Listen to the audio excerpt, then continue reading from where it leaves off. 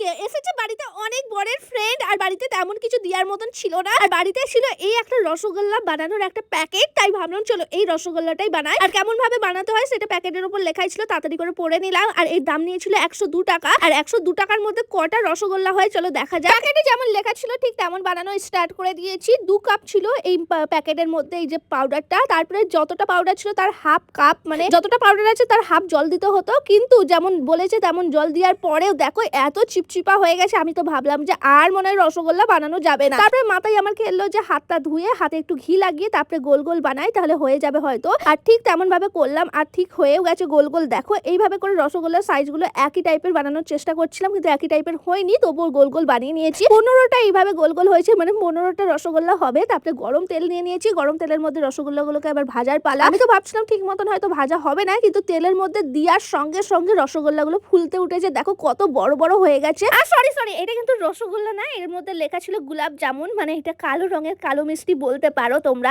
প্রথমে তো আমি ভেবেছিলাম হয়তো তেলে ভাজা হবে না, কিন্তু এত সুন্দরভাবে তেলে ভাজা হয়ে গেছে। দেখো মিষ্টিগুলো একদম বড় বড় করে ফুলে গেছে। আমার কাছে যতগুলো গোল গোল হয়েছিল সব কটা ভালো করে ভেজে নিচ্ছি। এই দেখো যত বড় সাইজ করেছিলাম তার থেকে ডবল সাইজ হয়ে গেছে তেলে ভাজার পরে। মিষ্টি তো আমাদের তৈরি, কিন্তু এবার মিষ্টির রসটাকে বানাতে হবে। লেখা ছিল প্যাকেটের মধ্যে 1 কাপ চিনি আর 1 কাপ জল দিতে হবে, তারপরে সেটাকে ফুটিয়ে নিতে হবে। আর একটু এলাচ দিয়ে দিলে ভালো একটু সেন্ট আসে তার জন্য। তারপরে এটাকে ফুটিয়ে তারপর উপর থেকে রসটা আমরা দিয়ে দিচ্ছি। তারপরে রসটা দেওয়ার পরে 1-2 ঘন্টা রেখে দিলে ভালো, না হলে কিছুক্ষণ রেখে দিলে একটু ভালোভাবে মিষ্টি রসটা টেনে নেবে, তারপর খেতে ভালো লাগে। আমি কিছুক্ষণ রেখেছিলাম, তারপরে আমাদের তৈরি হয়ে যাচ্ছে গোলাপ জামুন। আমার হাতের আমি প্রথমবার বানালাম, আর কত বড় বড় লাগছে দেখো। বাজারে যেমন 10 টাকা পিসের মিষ্টি পাওয়া যায় ঠিক তেমন লাগছিল। আমি একটা খেয়ে দেখলাম, আর খেতে এতটা সুন্দর হয়েছিল। আমি কোনোদিন ভাবিনি আমি নিজে হাতে এত সুন্দর গোলাপ জামুন বানাতে পারবো। আমি তো 1-2টা এমনিই খেয়ে দিয়েছি। এখন চলো বরের ফ্রেন্ডের দেওয়ার পালা।